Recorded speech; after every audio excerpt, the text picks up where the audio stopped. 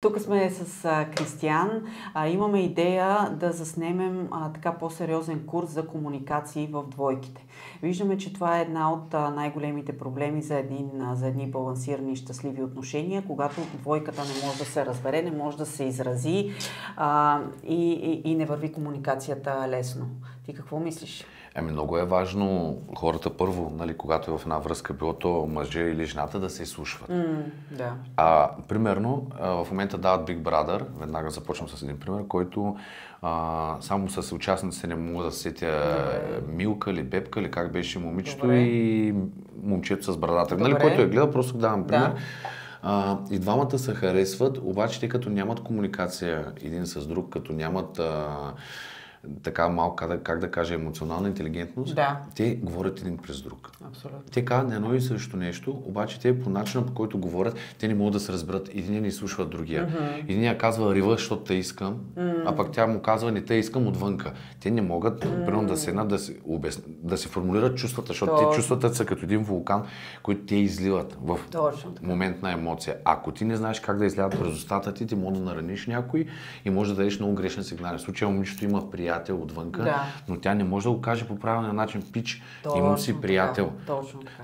Аз това, а тя му дава едни сигнали, хем ти се харесвам, ти после казва, аз го харесвам като брат. Но ти, като не знаеш как да се контролираш емоцията и чувствата, и като няма правилната комуникация и човека, като не може да я приеми, защото пък тя може да има правилна комуникация, но човека, когато е нестабилен, емоционално неинтелигентен, той не може да канализира това, което говори и става така.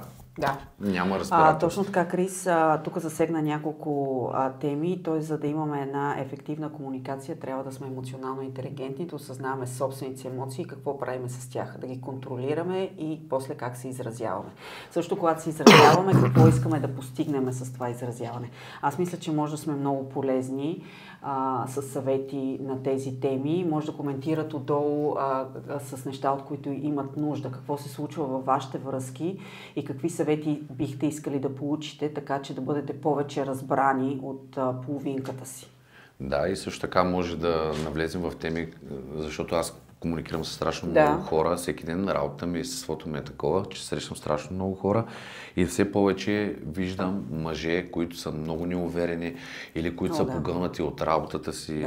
Примерно мога да дам пример, да дам съвет как да намерят баланса между социалния живот, работата и времето за себе си. Защото аз имам приятели, които купуват примерно по 2-3 апартамента в момента на висока позиция. И те примерно са се отдали живота да изплатят тия апартаменти, но за сметка на социалния живот и в един момент той ми се обажда и ми казва примерно, аз съм тъжен. Аз харесвам една колежка, но той толкова е вглъбен в работа си, което няма нищо лошо, но той не може да се разпредели времето. И той не знае как да подходи и така той изпада в депресия. Той почва от незнанието си как да постъпи, той почва да прави грешки, почва да затваря себе си и много често и в чужбина и в България забелязвам тежки депресии, самоубийства от това, че хората и мъжете конкретно не знаят как да подхождат към жените.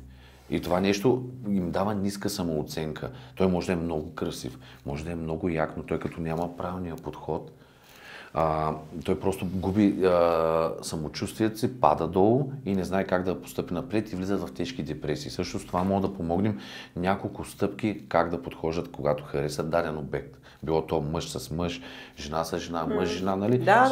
Такива съвети. Крис, мисля, че тук това би било много ценно. Аз като психолог първо мога да кажа, че 90-95% се занимаваме с случаи в връзките, т.е. колкото и да си успешен в бизнеса, ти нямаш ли една успешна връзка, ти не си щастлив. Другото нещо е, ти за да си щастлив, трябва да имаш баланс между работа, здраве, личностно развитие и семейство. Тъй, че много мъже залитат, както ти каза, към бизнеса, към това да бъдат успешни и в един момент не се чувстват щастливи, тъй, че тук мисля, че много би бил полезен ти. И другото, което ти засегна е неувереност на мъжете. Това много го искаме. Ние, жените като цяло, тук моите хора, които ме следват, моите момичета, които ме следват, ще ме подкрепят, че ние жените имаме нужда от уверени мъже. Вие в бизнеса много го изразявате това и сте много силни и уверени уверени, но когато подхождате към нас, не винаги знаете как да се държите уверено. И тук ще е много хубаво, ако можеш да помогнеш на повече мъже да се чувстват уверени. С най-голямо удоволствие. Уверени към нас. Бих предал моя опит, който чудесно. не е малък. С жените и комуникацията ми с жени, защото аз наистина и съм израснал с 2 жени около себе си, майка ми, сестра ми, и съм възпитан много да уважавам жените. Да. И съм видял много случки от личния ми живот и от моите приятели, така че наистина мога да дам много съвети как да се държим, да бъдем по-уверени. Другото нещо, което бих помогнал, мъжете не са толкова импулсивни.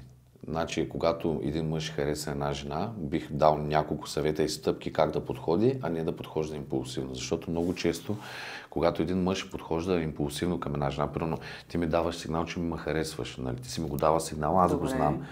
И те някакси всячески направо обгръщат жената. Обгръщат жената с толкова много внимание. Те се стават като едни първични маймуни, които искат веднага да скочат. Те те виждат като един банан, който ще го отворят, ще го такова. И в един момент пък жената от своя страна, тя веднага изпада интереса. Ти вече дигаш жената на много горно ниво, а ти вече падаш долу. И това също бих помогнал, защото е много наболява тема в момента. Как точно стъпките да има етапи. Трябва поетапно да се действа, защото ако искаш да задържиш интереса. И много мои приятели, затова казвам, че от личния си живот мога да говоря и от моя голям приятелски кръг, мога да кажа какво да не правят. Защото според мен умните хора се учат от грешките на другите и мисля, че точно това, което ти правиш, е с цел за мъжете и жените да се учат от грешките на другите, а да не ги правят те, за да се убедят, че това е грешно. Точно така. Това е най-прекия път за успех по принцип, ако си отворен да учиш от грешките на другите, защото ти ще си научиш урока. Въпросът е дали ще го научиш през много патене и много по-дълго време, или ще се отвориш да учиш от някой друг.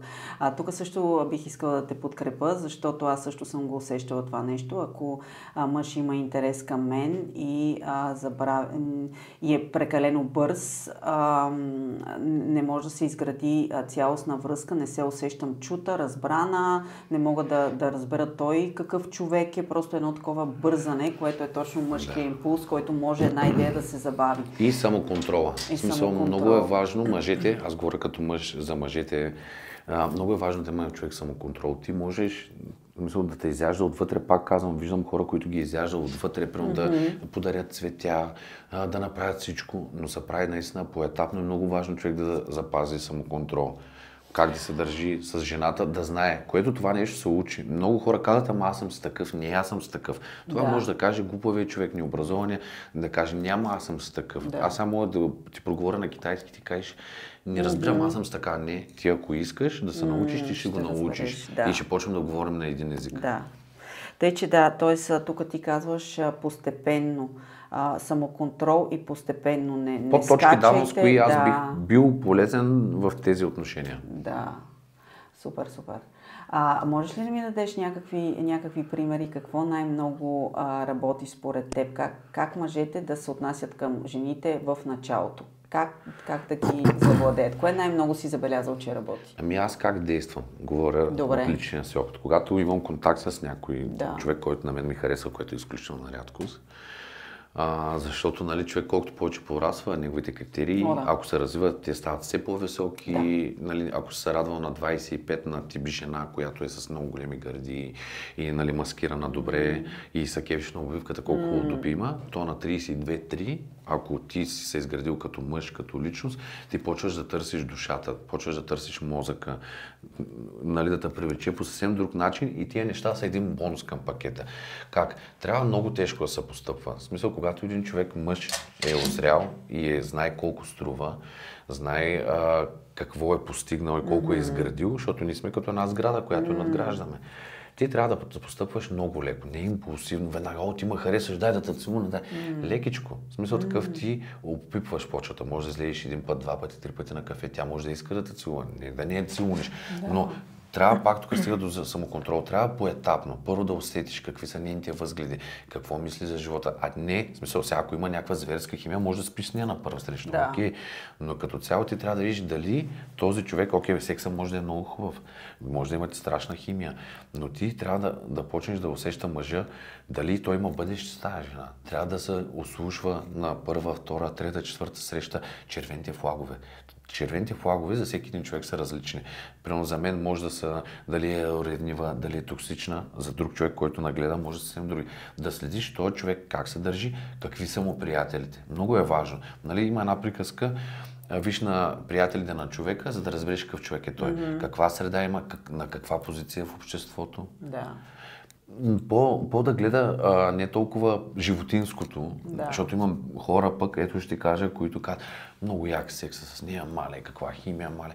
Да, ама това в един момент изчезва. И тази жена, ако не казвам да е домакиня, защото някой казва, аз съм много щастлив, защото жена ми чисти готви всичко, точно чорапа ми при този чорап, той ми.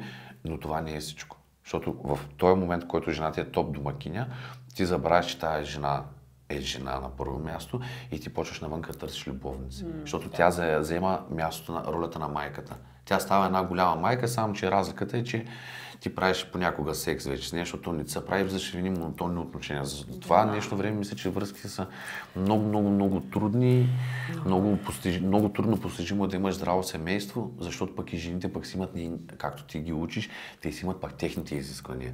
И в един момент, когато се сблъскват, много трудно могат да се напаснат тия неща.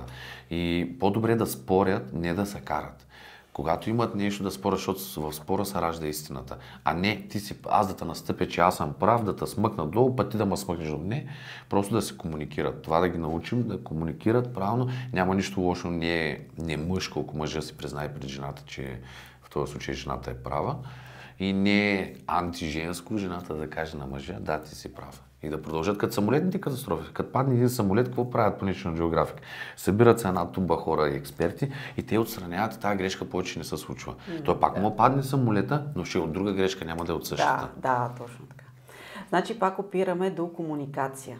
Конфликти може, въпросът е какво взимаме от тези конфликти, въпросът е конфликтите да бъдат градивни, да може да се изслушваме дори в конфликт и как излизаме от конфликта, а не да се плашим да има конфликт.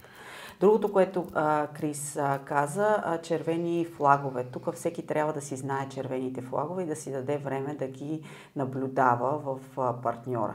Малко по-бавно.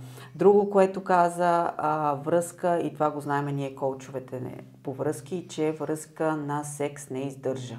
Ако скочиш прекалено бързо, това говорим и за жените, и за мъжете, ако скочиме прекалено бързо и си мислиме, че тази връзка ще издържиш само защото физическото привличане е супер силно, няма как да седи една връзка дълго време. Колкото и да е силно това привличане, то се изразходва. Но пък тук, Крис, мога да кажа, защото много се говори за това дали да се спи в момента на първа среща. Позволено е, не значи, че връзката ще се провали. Но, както каза той, малко по-бавно би било по-добре, ако изградите и друга комуникация, ако се опознаете и на друго ниво, ако си намерите и други теми. И знаеш, какво друго ме хрумва? Нали, когато, примерно, да речем, една жена е тип домакиня, или примерно работи, но се заседява повече вкъщи, нали, за да върши домашни задължения, пък мъже е на работа. Когато се появи спор, защото във всяка къща има комин и пуши, дето се казва, е много хубаво мъжа, дори да е изморен, каквото и да е, ако стане някакъв по-сериозен спор, много често насилието става в къщите на хората в апартаментите. За да се избегне това нещо, когато има някакъв спор, на мъжете го казвам, към мъжете се обръщам по-скоро, вземи жена си и отидете да пиете кафе някъде навънка или я заведи на вечеря в кварталното заведение, няма значение. И го водете този спор, когато е сериозен, навънка, не вътре. Знаеш защо? Защото навънка ти не можеш да я повишиш тон в заведение. Не можеш да я посегнеш. Не можеш да блъскаш, да тръшкаш и някак си е много по-голяма вероятността навънка да се разберете, защото ти едеш храната, която тя ти дава и допамин на мозъка, дава ти това, кара да се чувстваш си щастлив. В същото време, колкото и да си ядосан, ти няма да блъснеш в ресторанта и после като излезете, най-хубавото, което може да стане, се приберете и да правите секс вкъщи. Или да се приберете, сърдити, но сте минали бурята. Все едно, като идва урагана, какво правят? Хората се прибират бункери. Да. Вашия бункер е ресторанта, кафето, разходката в парка. Ето го, Крис, пълен с идеи, с съвети вече. Смисъл, Това е.